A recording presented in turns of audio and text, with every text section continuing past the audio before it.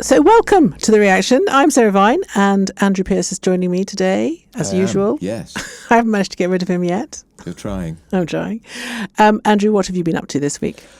A couple of events this week. I've been to Parliament and it is a bit like packed rush hour at Paddington railway station, hundreds of people, and I went to a reception too, and I was greeting Tories and saying, well done, you're here, you're still here then. And then when they fell into your arms, you realise, no, they're not. They were there to clear their desk because you couldn't possibly keep up with all 251 of them who lost their seat. And the raw, visceral anger amongst some of them because they don't think they should have. They thought they still had another 6 months. They don't understand why the Prime Minister called that early election, and they're having to make people redundant. It's unpleasant. It's messy. There is a human side to this, as you know, in politics, and I'm not expecting people to feel sorry for an MP who's lost their seat, but it is a human tragedy, and particularly for people like, tragedy is the wrong word, it is a human hardship for them. But I was especially sorry to see Nigel Evans, who's been an MP for 33 years, was the Deputy Speaker, a great man, been through quite a lot, had to go to court once over some made-up allegations about him, and he just looked crushed because he didn't see it coming. He's been on Twitter and he's been incredibly sweet, actually. There's been a lot of new MPs posting themselves. It's interesting. It's the first time I've seen so many doing kind of selfies and going, here I am, follow me as I go to my new desk, as I go to my... It's quite interesting. And of course, you talk to some of these MPs and you think they can't possibly be an MP. They must be the researcher. One of the Labour MPs is 22. Yeah. Did not expect to win. He won by 9 votes and looked bemused and in shock. Well, it's really hard because when you first go into the House of Parliament, you have to... So normal people probably think it's kind of quite well run, but it's actually not. Chaos. It's absolute chaos. And you have to find yourself a room. Yeah. It's literally... It's sort of like a terrible game of musical chairs. You have to find yourself a room, and in order to do that, and then you have to find yourself parliamentary staff, and there's a huge premium on the best secretaries. Yeah. The Parliament is sort of run by the secretaries, and so what you have to do is you have to find yourself the best secretary, and then she will find you a good room. Otherwise, you'll end up literally in the Ratfield basement that nobody else wants, and it's quite hard. There's no sort of HR in the Houses of Parliament. No. And nothing. Nigel Farage and his band of 4, they arrived a little late. And of course, when they got to the chamber, because the first thing they do is to have that quaint tradition where the Speaker is dragged to the Speaker's chair. This dates back to Charles I, when the monarch was quite likely to close down Parliament or even arrest Speakers of the House of Commons. So they realised there was no seat for Nigel Farage. Every seat has been taken, but because he's a party leader, albeit only a gang of 3 4 people, or 5, whatever it is, somebody had to make room for him. And of course, you saw Tory MPs, they didn't want him near them. No. So he's up with all those other ones. Yeah, he was at the back. He was at the top. He's on with the the independent Muslims, Jeremy Corbyn. Yeah. You wouldn't have thought Nigel Farage and Jeremy Corbyn have a lot in common, but they're on the same row, right at the back. And he'll have to fight to catch the Speaker's eye, because as a leader of 4, he won't get called very often. No, you need some very sharp elbows. You do. You need some and like I say, you really need to tap into the secretaries. That's my advice to any new MP. Find yourself a good secretary. She'll sort it all out for you. Or he. Yes. Cool. I mean, it is 99%. It is 99% formidable ladies. Yeah. Cross them at your peril. Cross them at your peril. So, what do you make of the new cabinet? I am a little bit wary about Annalise Dodds as. Well, she's not even in the cabinet. She will attend cabinet. Right. So this was one of the great humiliations of the week. There will be many, as you know. Yeah. So all the Labour cabinet ministers or shadow cabinets were lined up at the bottom of Downing Street. They were trying to choreograph it so they'd go in every 2 or 3 minutes. So Annalise Dodds assumed, as the chairman of the Labour Party, that she would have a big plum prize post in the cabinet. She's also a friend of Keir Starmer's. Ho ho. So she took her place in the anteroom outside. She wasn't called. So she took a seat around the cabinet table. She sat in front of the international development berth. She's not in that. She hasn't got that job. She does not have a cabinet job. She's Minister for Women and Equalities outside of the cabinet. So it was like everyone thinking, what's she doing here? God. How embarrassing must that have been? And why didn't Sue Gray, who is the civil servant, impartial, ho-ho again, who is now Keir Starmer's chief of staff, why didn't she say, sorry, dear, not yet. Yes, I know. Embarrassing for her, but I don't feel that sorry for her because she thinks that the description of a woman is a matter of context. Yes. So she's the women's minister. She's the women's minister, so that's a little bit worrying. And our friend JK has pointed this out quite a lot. Also, has Martina Navratilova. Yeah, yes, who's becoming exactly. increasingly outspoken on this subject. Along with Sharon Davis, who's the swimmer, who's very good on this. Do you think there are any really surprise appointments, or do you think it's just what we expected? It is what we expected, although I'm still surprised he's put somebody as intellectually challenged, if I can say that, as David Lammy in the Foreign Secretary Yes, post. he thinks you can grow a cervix, which is always fun. Yeah, really interesting. And of course, David Lammy famously went on to Celebrity Mastermind and was asked which monarch followed Henry VIII. So of course he said Henry VII. Of course you would say that. And which founded a cure for cancer? He said Marie Antoinette. I think actually she said let them eat cake. God. At the time, David Lammy was, what job was he doing? Minister for Further Education. Brilliant. This is now our Foreign Secretary. He is with the Prime Minister in Washington at the NATO summit. He will be at the Blenheim Palace summit with 40 to 50 European leaders. And we all know what he wants to talk about. Brexit. Yes. So this brings me to the big thing, which I think a lot of people, and it was not mentioned at all during the campaign. They didn't. No, Keir Starmer couldn't have it mentioned at all. Absolutely not mentioned at all. Because he was the architect of the second referendum. But they want to take us back into Europe. I wonder how all the sort of voters in the Red Wall who gave them his vote will feel about that.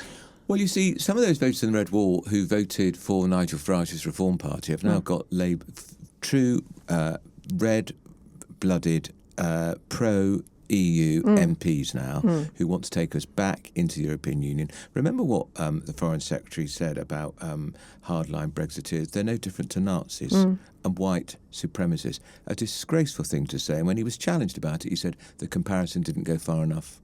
Right. Okay. So he's going to be pushing for Brexit. So will Keir Starmer, because that's what he thinks. And when you think about it, if that's what they're going to do, what a waste of 6-7 years. Because know. Well, I'm afraid it's the Tories' fault for not nailing it down better. Exactly. We voted I completely agree. By the way, I mean Theresa May was a disaster. And if they hadn't, Baroness May now. Yes, if they hadn't have had Theresa May, I think they might have made a better fist of it. Yeah. But in some ways, I can understand why people want to go back in because they haven't seen really any material results from it. Weren't we going to get control of our borders back? How many people came in last year? I mean, the only thing that really came out of it, I suppose, that you could say was the fact that we got the vaccine sooner than the rest of Europe. Yeah, we did. With COVID, which I think was a huge advantage. And we don't have 27 countries meddling and telling us what we can and can't do. Although he's going to talk about the customs union, all these horrible phrases that we thought we'd never have to speak about again, Sarah. He'll talk about the customs union. We will have to take rules, but we won't have any way to influence them. I think it's well. I mean, this is the problem: is that they'll have to. I mean, Europe will make us suffer. I mean, there's no question that Brussels will make the Brits pay. Yeah. And free movement of people. Yeah. They said none of that. It's on the way back. Well, as I said in my column today, at least if we have free movement of people, it'll be easier for us to emigrate from a Labour-controlled government. That is true, and it'll also be easier for children. Run away. I'm not suggesting you want your children to go to Europe, but easier for your children to go and live in Europe. But you wouldn't say that about your children, obviously. I would love my children to go to Europe. I grew up in Europe, so Exactly. So, and then the other big thing is they're going to let out convicts early. I'm sorry, I know you disagree with me on this, but I think our prisons are overcrowded. They are. And I think there are far too many people in prison who actually probably could have been better punished by doing something else. I agree, but I had a very simple solution. So what Labour are going to do, they're saying that what they'll do is they're going to let people out after they've served 40% of their sentence. Right. But that's different. See, I think that's wrong because there are some people in prison who should serve all of their sentence. But what you should look at are I think, broadly speaking, unless you're going to kill, rape, murder, unless you're a violent criminal, surely there's a better way of punishing you. Well, I've got an easier solution, Sarah. I would just say if you're a foreign national criminal, you're deported. Yeah, that I agree. Not at the end of the sentence. Immediately. I think that's a good idea. 10,500 would be taken out immediately. 10,500. Remember, is that the number? Yeah, that's how many we've got in our prisons. Yeah. And who are foreign nationals? Foreign nationals, and it's over out of a prison population of about 84,000, and it's over £40,000 a year to keep these Urbits in a prison. So if you took 10,500 Problem solved. Well, actually, that is problem solved. That is a good idea. Why don't they do that? Peasy. Well, the Tories talked about it, but like they talked about a lot of things, but they never did it. Yeah. And Labour won't do that. Do you think there'll be a lot of human rights lawyers who will say it's their human right to stay? Human right. Human right. For Where sure. are the majority of our foreign prisoners from? Do you know? A lot of them are from Eastern Europe. Right. So it wouldn't really be a problem for them to go back. No. And then, of course, talking of planes and going back, the Rwanda plane. Yeah. And Rwanda have said they're not going to give us back our £20 billion or however many it is. 270 million. 270 million. So they're not. That would have built a prison. It would. Might have built 2 prisons. Would have built a prison, would have paid for quite a lot of nurses. I mean, I can understand why Rwanda are not going to give it the money back. Why should they? No, why should they? Again, another reason why the Tories were so incompetent at the end, because you'd have thought that they would have written something into the contract. The first plane was meant to be going up in the week beginning, next week was the first plane was going up. But I absolutely know the human rights lawyers would have been brandishing their bits of paper. That wretched court in Brussels or Strasbourg would have interfered. It would never have taken off. But it goes back to that whole sort of bemusement of people, which is why did Rishi decide to call the election so early? Because if he just waited, then some of these flights would have taken off. They would. And I think it would be a deterrent. And I don't wish this on the people of Kent or Essex and that, but I think the number of small boats will multiply now. Dramatically. Well, yeah, because people no deterrent at all. Britain becomes even more of a, especially when you look at France and the sort of madness of the French elections with Marine Le Pen, and now this crazy socialist guy. What's he called? Begins with M. Begins with Can't M. Pronounce it. I can't remember it. But he's there, Corbyn. Yeah, he's their Corbyn, and he's sort of 90% tax rate kind of guy. He's a proper. Yeah, socialist. 90%. So mind you, that will probably mean some French millionaires will come here. Well, if we let them, we shouldn't let them. We don't. They won't let us go there. Well, Keep I think your millionaires. I don't know. I think this sort of attack on the non-doms is a bit silly, because I do think non-doms do generate an awful lot of money. Don't you think they've all cleared off already? Well, I'm sure they have. But if you want people to come and pump money into your economy, there's nothing like rich foreigners to do that for you, because they go to all the nice restaurants and they spend lots of clothes and they pay lots of. And they send, and some of them they employ people exactly. So it's a false economy, I think, really, because I think by the time if you drain the economy of, apart from the fact that who can, the whole of London will be hollowed out like a donut because nobody can afford those houses. No, exactly. Yeah. There's already evidence, though, that the house at the top end of the market, the number of sales has contracted dramatically in the first 6 months of this year, because people know a Labour government was coming. Yeah. So they're clearing off. Yeah, absolutely. Of course they are. Yeah, it's a difficult balance that Keir has to strike. And what about the Tories? What's left of them? I heard there was a spat in a bit of a spat, because apparently a couple of people were sort of blowing smoke up Rishi Sunak's. What, a shadow cabinet? Yeah. Saying how brilliant he'd been. And Kemi Badenoch, I spoke to her, I messaged her. She said, I just couldn't sit there and watch that. I had to just tell him what an absolute disaster his election campaign was, which she did, which then got leaked, of course. It got leaked, yeah. From beginning to end, it was a disaster. The timing was a disaster. The way it was, every week there was another catastrophe. Yeah. And that's it. She took a few strips off him about the fact that he left the D-Day celebrations early, which I think was right. It was it really had cut through on the doorstep. It did. People really were not impressed. Yeah, and also a lot of the people who'd been most offended were the people who might have been most likely to vote Tory. Exactly, yeah. Older people, and a lot of older people then thought to hell with it and voted reform.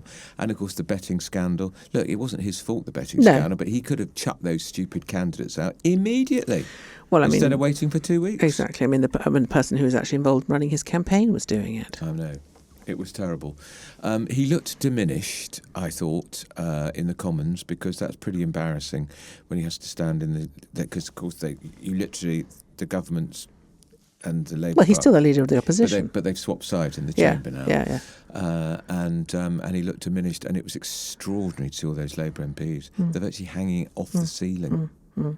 There's been a lot of coverage of our new Deputy Prime Minister Angela Rayner and her outfits. I know it's sexist, and people will say it's sexist, but if she didn't dress up, she looked do you know what's really interesting is she wears this label called Me and M, which is really popular with sort of kind of, I'd say, West London yummy mummies. It's run by this. It's started by a girl called Claire Hornby, Right. and she's. What's the extraordinary thing is that Claire and her husband Donny are sort of leading members of the Chipping Norton set. Oh, I know who they are. Yeah, you must. You I probably do. know them Yeah, as I you're a do. peripheral member of the Chipping Norton set. Yeah. So I it's know that lot. Claire. No. Yeah, it's Claire and Johnny Hornby. So Claire started the label, and it's hilarious because it's worn by all the kind of sort of Tory wives, all the Shire wives, but also by Angela Rayner, and of course Mrs. Starmer, Victoria, who looks great, who looks amazing. I mean, she could wear a paperback. She's like fantastic. Supermodel looks.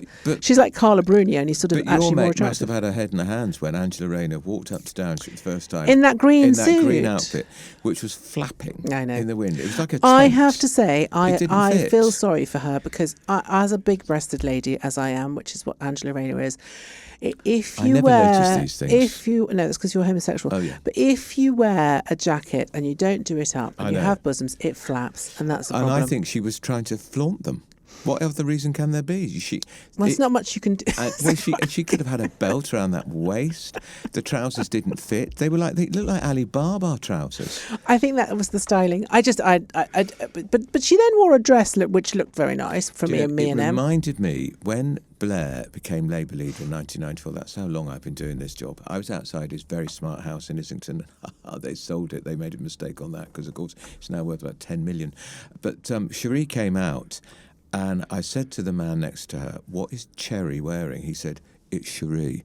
The man next to me, of course, was Alistair Campbell. Oh. And I said, "But she looks like Alibaba with her Alibaba slippers on." And I said, "One of the papers tomorrow is going to have her on a magic carpet." They did. This paper, obviously. I know. Can I just say, as somebody who has occasionally been photographed in public, it's very difficult to make that call about what to wear. We'll get advice. No, I know, but you don't. It's funny, you don't. Okay, well, look in a mirror. Okay, so if she looked in a mirror, she could not possibly have gone down the street. So on the morning like that. on the morning of the Brexit vote, I had to go and vote with Michael because it was Brexit. Yeah.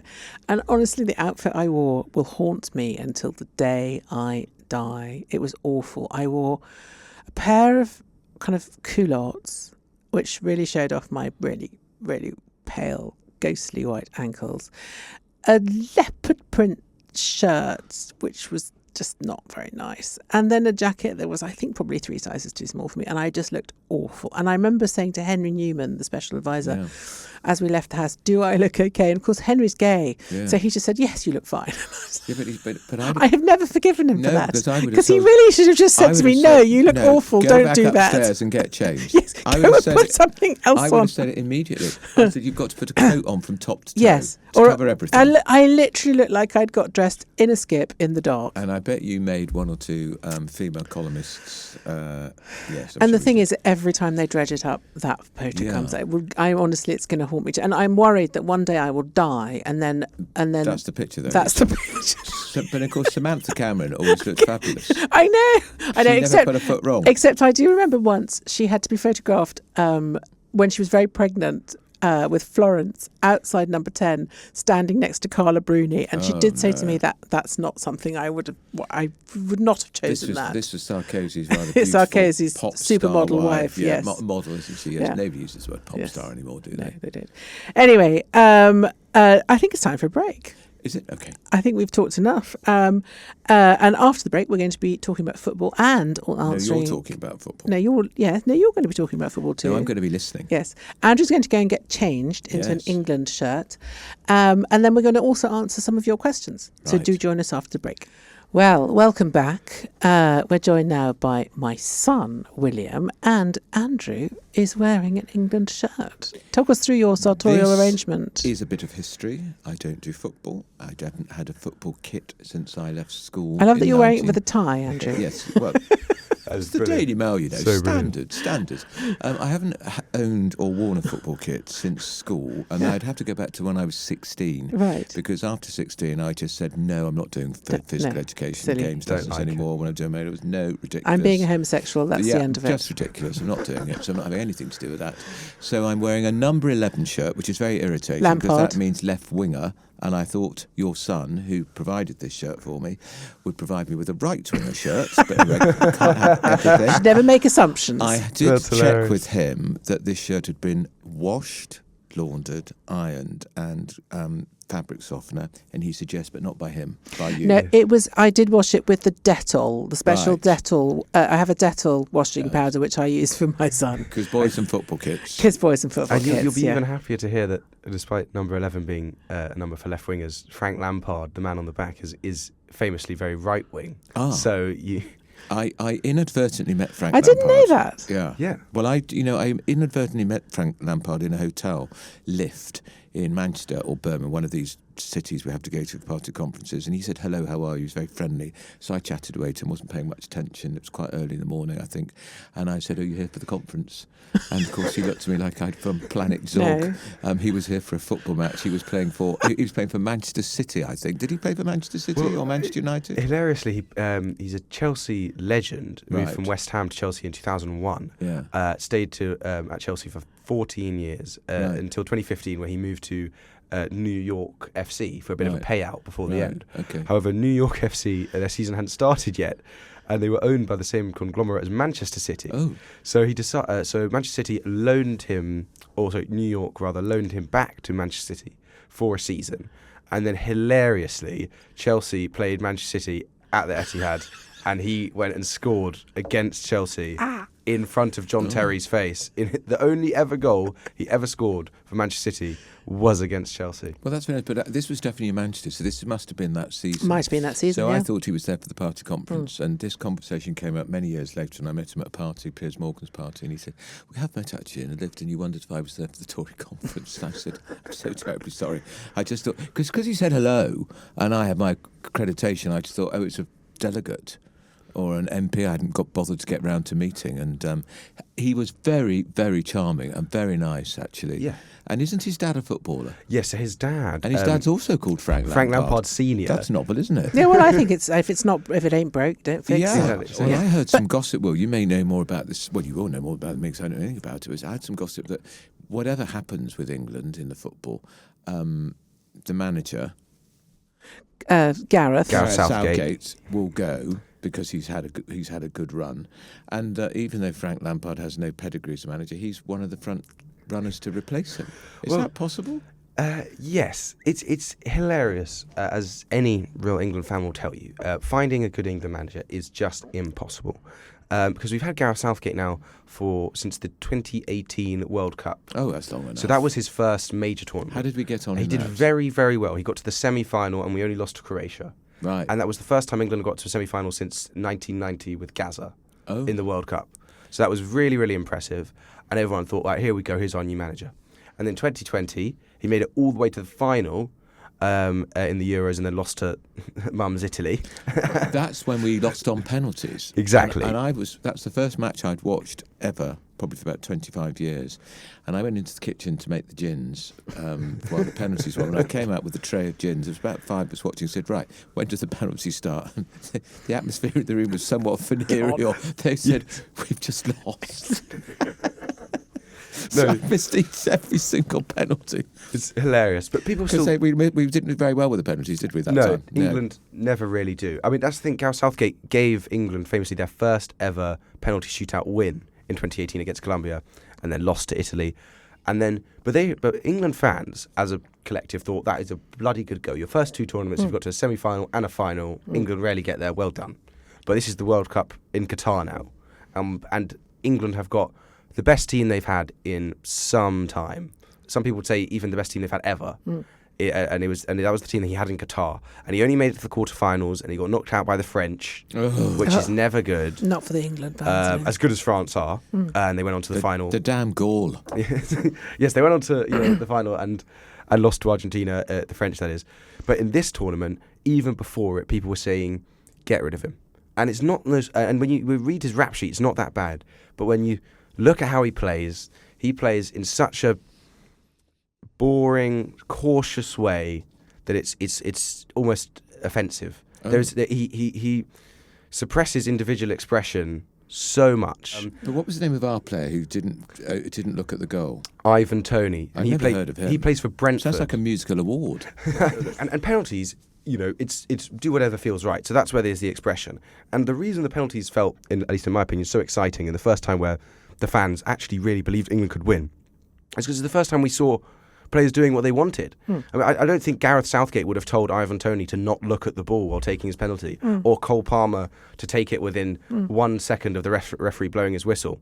So it's moments like that. But the way England is set up, and the reason, to go back to your original question, Andrew, that Gareth Southgate is definitely gone, even if England win this tournament, is he just doesn't play an attractive enough style of football. And that worked when England, when their best players were in defence in 2018. You could say that John Stones and Kieran Trippier, Kyle Walker were among England's best players. But now when you have Jude Bellingham, Cole Palmer has just, after his first season in the Premier League for Chelsea, 40 goals and assists. It's unprecedented. Bukayo Saka could have won the league of Arsenal. Phil Foden, Premier League player of the season. And these players, Harry Kane, 40 goals in Germany in his first season.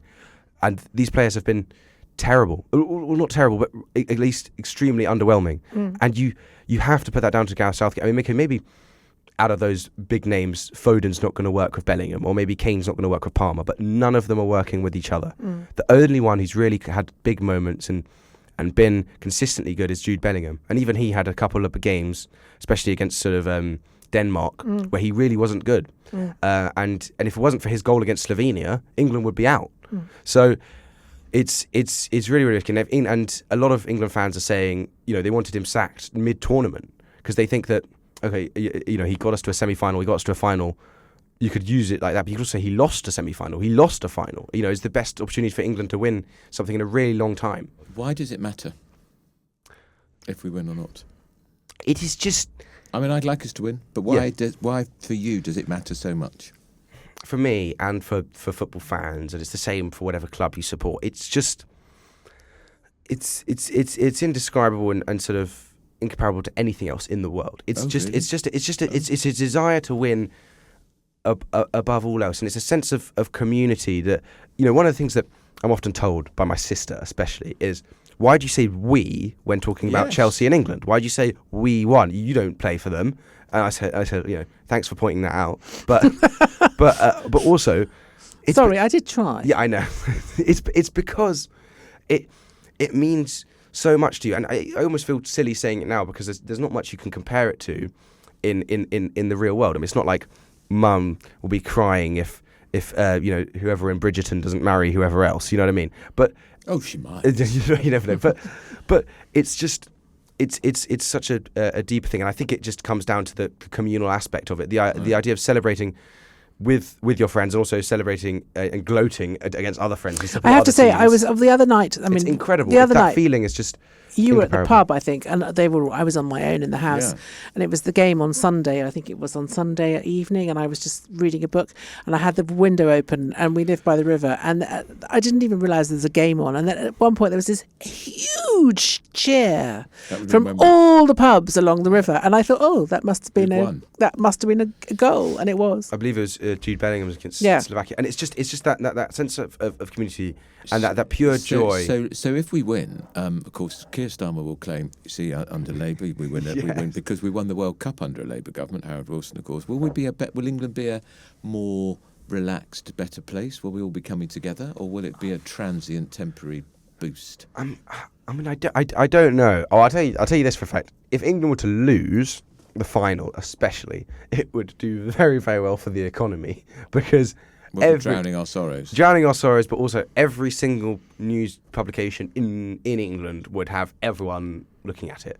Everyone would be completely obsessed with what so and so has to say about how of the Mail and Mail on Sunday. Yeah, well, how so and so has to say about how England have lost again. But if they did win, it's quite hard to call. I mean, we saw souvenir editions. We saw in 2021 when they lost the final the horrific, appalling behaviour of the England fans, not only online but at Wembley. Yeah, awful. Absolutely disgraceful. So if they were to win, you would hope it would be as hyperbolic to the other way, to being positive.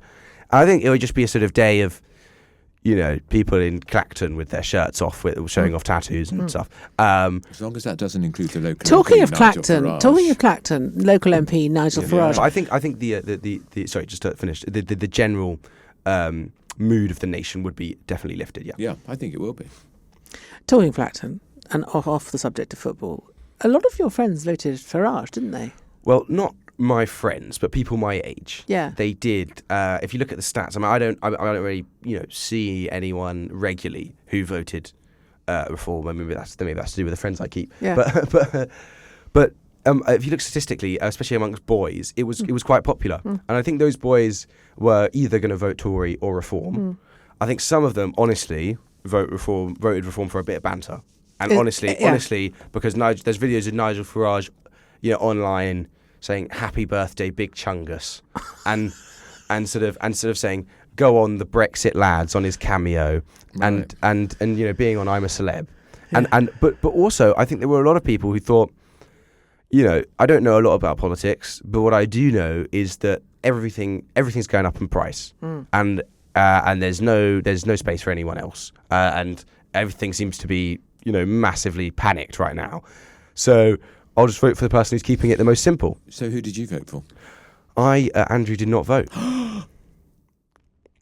I did not vote. I didn't even register. Oh. And a lot of my friends are the same. Because? Because... Well, you're 20? Firstly, because... No, he's 19. 19. First, so it's the first time I ever could have voted. Yeah. In a general election. And it's... Firstly, well, I can't speak for anyone else, but my opinion was, you've all been so shocking. I think the Tories have been terrible, embarrassing. But Keir Starmer, you cannot just become Prime Minister by changing your mind every single day to suit what the papers are saying, or to suit what the Tories have done wrong today. And every single policy that he started with, he's left behind. I mean, fair enough, you're going to change a couple, but there's no consistency. The Lib Dems, as much as they're, they're very liberal in their views, and I think, amongst young people that was popular, they are just, again, too flip-floppy. And you can't vote the Tories because they're embarrassing. It's more, it was me saying... You could have gone and sport your paper. Yeah, but it was more... you could have voted, rejoin EU, but it was more just, you've all been so shit, none of you deserve my vote. But a lot of that was me, but a lot of people my age just don't care about politics, and they don't think that it makes a difference. And a lot of people my age, at least some that I talk to, believe that the UK would be better with no government. Okay. On that note... There was a country that did get... I think Belgium went about 15 months without... yes, and Ireland had a lot... Yeah. Cambodia went fine. without a government and killed 2 million of their own people. Yeah, yeah. Well, anyway, that's a very interesting political perspective. Let the civil service... I suspect, when you start paying taxes, you may vote. I think... Do you know what? And Andrew, to be honest, I do have to admit to a certain amount of ignorance and laziness to not really be bothered to find out who would be the best to vote for. But at the same time, it just didn't seem like it pertained to me, which I know sounds utterly ridiculous when people... No, I can understand. When people have, how hard they've fought for the vote in the past. It is a challenge for politicians to make themselves relevant. Yeah. And there's a huge disenfranchisement going on out there, not just amongst young people. I know. Well, thank you, Will, for that. Thank you for that football tutorial. However, I'm going to stick to tennis. No worries. Bring back Roger Federer. If you want my view, which I don't know if you do, the listeners, I do believe Spain will win the European Championships. But look out for the England players. And if you want my view, you're not getting one because I have no idea. And look out for the England players next year. Yes. Exactly, under Frank Lampard. Under whoever. Yeah. So we have some questions. Yes. So our first Drum question, you can chip in on these, Will, if you want to, because you might as well, because you're here. Georgia from South Becks. Hang on. Is Sir Keir Starmer and Rachel Reeves going to build new houses on the Greenbelt? And does the plan include putting new infrastructure in place? Because currently in the village I live in, there is one bus an hour to the nearest train station. Well, I mean, they say they're going to do that. But they're going to call it Grey Belt. Grey Belt. And remember, it was Labour created the Green Belt in, I think, 1947 or 57, a long time ago, to protect the countryside. They're going to call it Grey Belt, and they're going to do it from centralise it. But there's so many Tory Labour MPs now in rather glorious, beautiful constituencies in the southeast, southwest, where and Lib Dems. I mean, I don't mind new houses being built, but as long as they're not those ugly, horrible little tiny jerry-built boxes that get built, they need to be properly built. Well, there's a lovely story in the papers today about this Labour MP who objected to housing development in his constituency. Quite a lot of the properties have been quite high, quite tall, 1,500. He said it would adversely impact the environment in his constituency. What is his job in Keir Starmer's cabinet? He is the housing secretary. Of course he is. You can build houses, but not in my backyard. Same old problem. But I hear that Nicholas Bowles is going to be quite a Tory minister heavily once. Involved in the housing... advising Starmer, yes. He's going to be the housing czar. Turncoat. No, we love Nicholas. OK, you do, I don't. Well... He is my godfather. Right. You don't have to love your godfather. No, Does he remember your birthday? Occasionally. Well, that's not very good.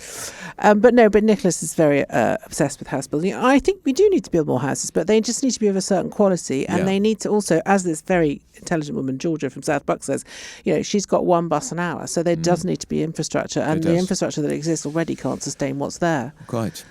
So I think they are going to build 300,000 new houses a year. Good luck with that. Yeah. But the problem with house building is that I personally think that there's a lot of housing stock, or building stock rather, that could be repurposed.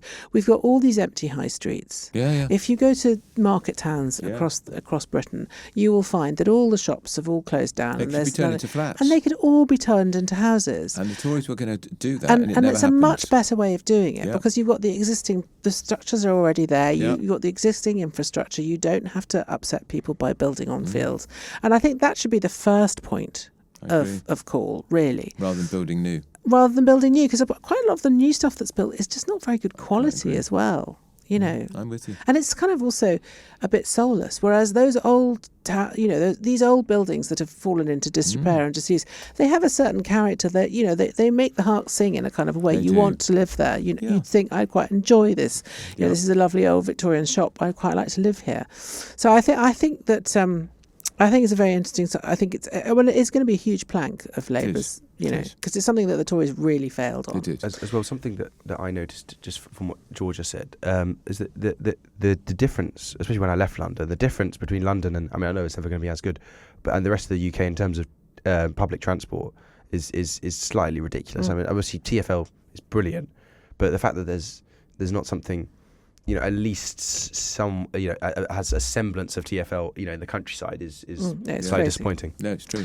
Next question is from Frank in High Wycombe. So Farage described himself and the other 4 Reform MPs as foxes in the henhouse.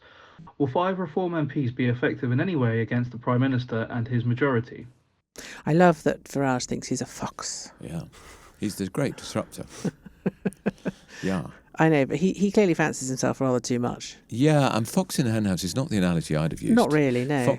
A fox in a henhouse is wicked and destructive and vile, and it's very messy. Yeah. But he'll rarely get called. It'd be very difficult to make his voice heard in the Commons, but he will be there to challenge the government every time they go woke on things like migration and the whole woke agenda, because the Tories were hopeless on both.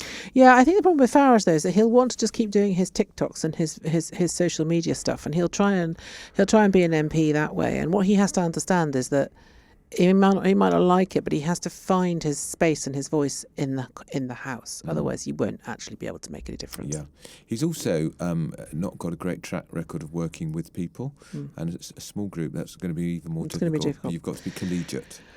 Mike in Essex. Hi, Sarah and Andrew. Rwanda said it won't return any of the 290 million we sent them for the Rwanda deal.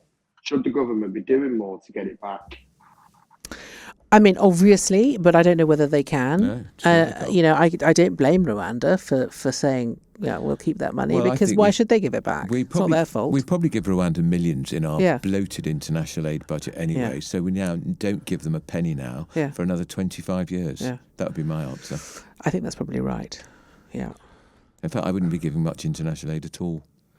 Oh, I think No, don't think there's much chance of that, Andrew. I'd be cutting Yeah. it by at least I think there'll be a half or lot of 2/3. international aid virtue I think signaling. it's gonna go up. And Labour are going It's to put gonna it go up up, definitely. massively, Yeah. and that will go down very badly Yeah. with people like Mr Farage. Yeah. Just watch him on that issue. No, I think Labour and the Lib Dems will want to do more Oh, national. yeah. I think Rwanda, were in slight need of national aid anyway. So I mean, it's quite helpful. Obviously, we could do with that money back, but I mean, there's an argument to say that it's better off there than it is here. No, we need it here. I don't think Andrew would. Are you sure? No, I don't would think accept Andrew that agrees with that. No, argument. does he? But it's always nice to hear from a Yeah, young person. Exactly. Please don't vote. And on that note, thank you so much for listening, or indeed watching the reaction. You can, if you'd like to send Because some you're questions. listening and watching in ever greater numbers. Oh, yes. Which we're very pleased Yes, about. we're very Thank you so grateful. much. We're very grateful. If you'd like to send us questions, we're going to do questions every issue because I think I it's, also think we need to know from people too. They think Will should be the new Gary Lineker yes, because you would presumably do it for less money. he's much cheaper. Or a regular guest. Well, and I'd be less political than Gary Lineker. Yeah, and if you want, Sarah and I could help out. I mean, we know nothing about it, but we could. Well, Sarah knows I can more than launder me. the shirts. Yeah, and I'll wear the shirts. I'll You can model wear the the shirts. shirt, exactly. Yes, exactly. I couldn't imagine a better. Well, if England get through, well, actually, whether or not England get through, maybe we should have you back next week to discuss it. To discuss Yes. it. And you can tell me all about the match. As much as I would absolutely love that. I think the Dutch might have the upper hand, but we never know. Yeah. We never know. We never know. Anyway, if you would like to send us some questions, you can, and if you want to do, please ask Will or shout at him if you don't agree with what he said. He is, after all, a Chelsea fan. You can email reaction at mothers, the things that mothers have to put up with, reaction at dailymail.co.uk, or you can leave a comment on Spotify, or you can send us a voice note, I should say, on WhatsApp on 07796 657 512, and please start your message with the word reaction. Thanks for listening, and we'll hopefully see you soon. next week. Come on, England. Thank you Come so on, much. England. Come on, England.